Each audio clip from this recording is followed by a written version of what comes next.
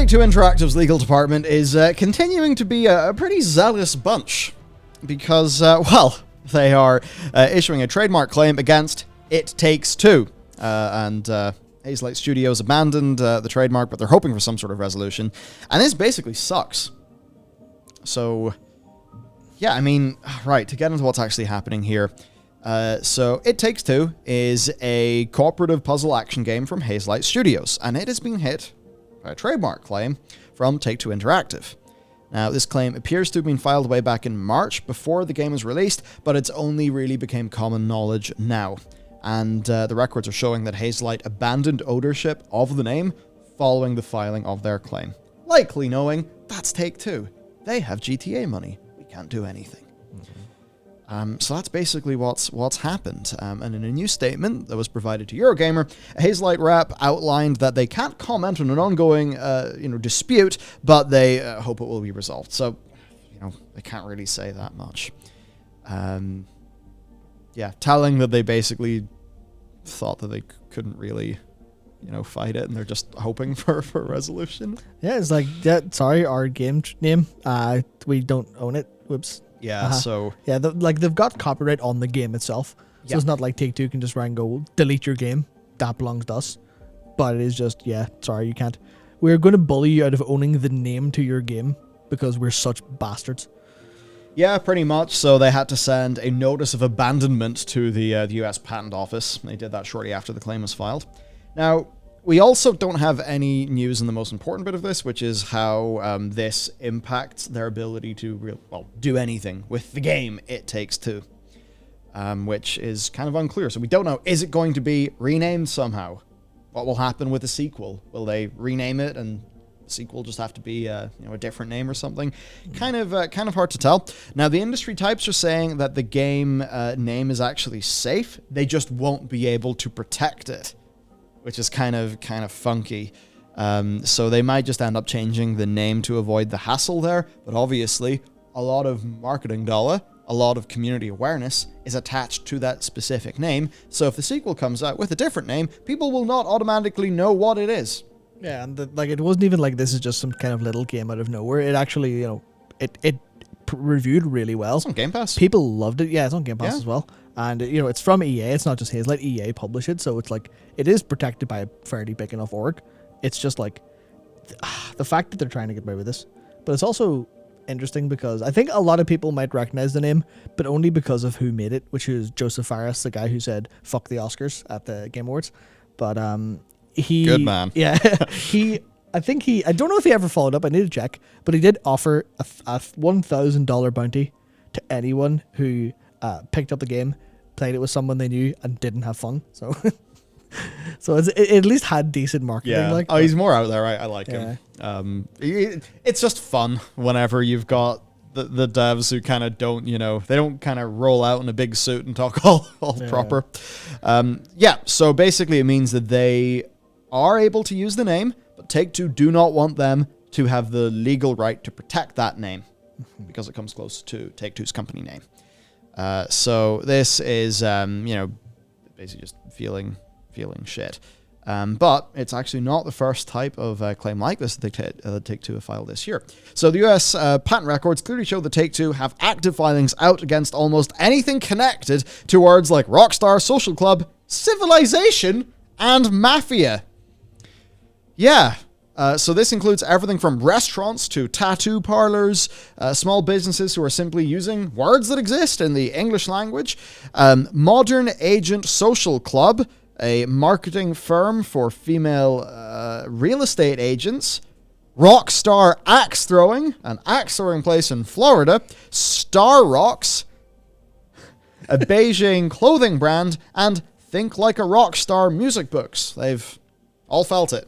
Yep, Take-Two have filed trademark claims against all of these. What about Rockstar Energy Drink? Honestly, people need to be able to get their double XP in Halo. Yeah, I mean that's the thing. It's like I've seen people talk about two things that Take-Two feel like didn't have the strength to challenge: Rockstar Energy Drink and Nickelback's song Rockstar. Yeah, it's just so damn funny when the thing that delineates it is just the size of the target org. How much money your legal team has? Yeah.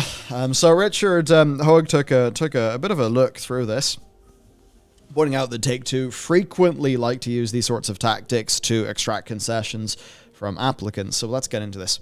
You can start to see applicants preemptively limit their own applications to try to avoid getting extended out, as well as plenty of folks with legitimate applications simply choosing not to fight by defaulting on the opposition. If you look at the trial and appeals board, you can see that Take-Two filed at least extension requests for 25 challenges in the last 3 months.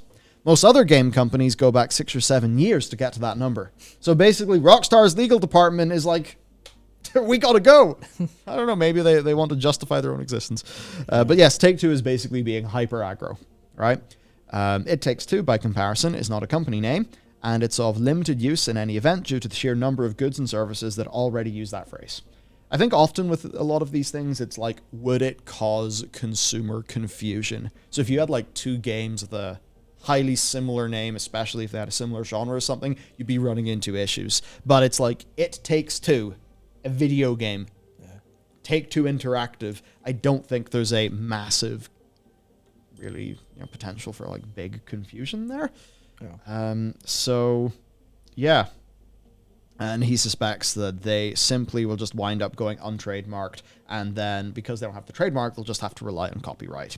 Now, of course, what's fun with this is most companies, they're just going to roll over. But this is also Mr. Fuck the Oscars.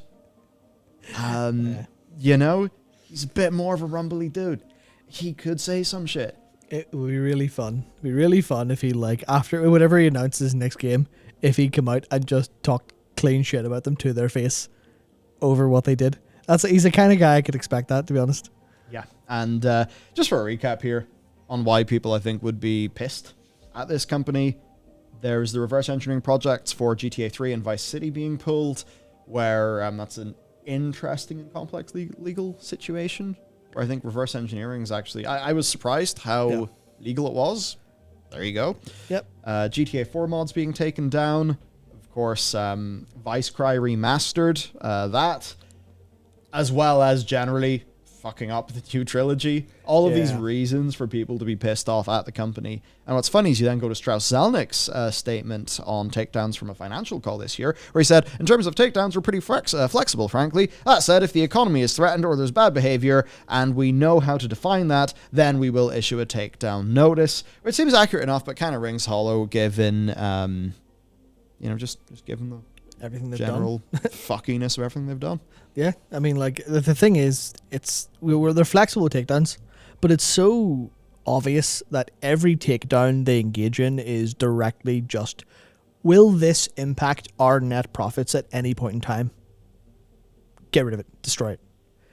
But it's not like a proper holistic view. It's not like, okay, well, what is the benefit of this mod existing? What's the benefit of this, this little ecosystem around our game? Is it going to make sure people are playing GTA 5 with mods, and then they'll be more engaged with the GTA franchise, and then they'll buy 6? Or, they're playing a lot of modded GTA 5 single player, and then every now and again they hop into online and get some shark cards. They don't seem to be thinking about any of that. They're just like, that's not ours. Destroy. Yeah. Delete. That could be our money. Not that these people are making any money anyway. It's just, I think it's a really stupid short-term thing to do versus every other company who's let mods live and flourish. I mean, look at where would Bethesda be without the modding community?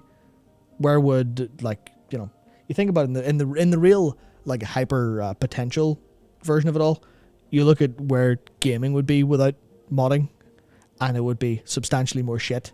Oh no! Look at all of this unpaid labor that makes our games more purchasable. Yep. What a shame. Yeah, it's... if you're in the games biz and you're smart and you have the means, you try to have mod support. You try to make your game a content creation platform and give people tools, because then turns out you've just outsourced to a worldwide pool of free developers. Yep. There's they just, You know? yeah, it's very clear that like whoever's making a lot of the decisions at Take-Two are very old fashioned in a way. Not in the shitty old fashioned way that feels exploitative over at like Activision Blizzard, or in the out of touch way that EA sometimes feels. It's just this kind of like they very much sit almost out of that sphere. Like they sit almost above the other, the EA, Activision, Ubisoft that was usually the big three. Yeah. They sit like above that, but like detached in a way that kind of works out when they're just getting devs to pump out games. But whenever Take-Two themselves get involved, it seems to go wrong because they just have a legal team that's like, yep, fuck it. We can convince our board that these mods are bad so we can stay busy. Well, these trademarks are bad. Fuck. Yeah. So basically, it's just kind of sad. Yeah. Kind of sucks. Once more, not a great way to get people on your side, especially when you then go and fuck up the games that you put out anyway. I remember that NBA game as well that they've had a few mess ups, haven't they? Oh my god, yeah. So. But, that's the thing. It's like it doesn't really mean a whole lot in isolation, but to me, it's another little like check box in the back of my mind of examples where people running game industry businesses and stuff absolutely do not have a thought for the industry in the medium term, never mind the long term. Yeah. And they're just being destructive in order to have, like, not even to have more profits now, because realistically, what was it, like, Rockstar axe throwing? Who's going to confuse Rockstar Games and Rockstar axe throwing? No one.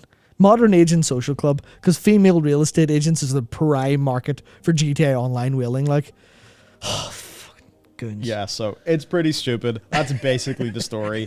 Have a laugh at them. They should kind of be ridiculed for, there's nothing else. No. We can't tear the arse out of this one anymore, Matt. So I think that's it for the story. Have a nice day, everyone. There's more content on the channel, and we will see you next time.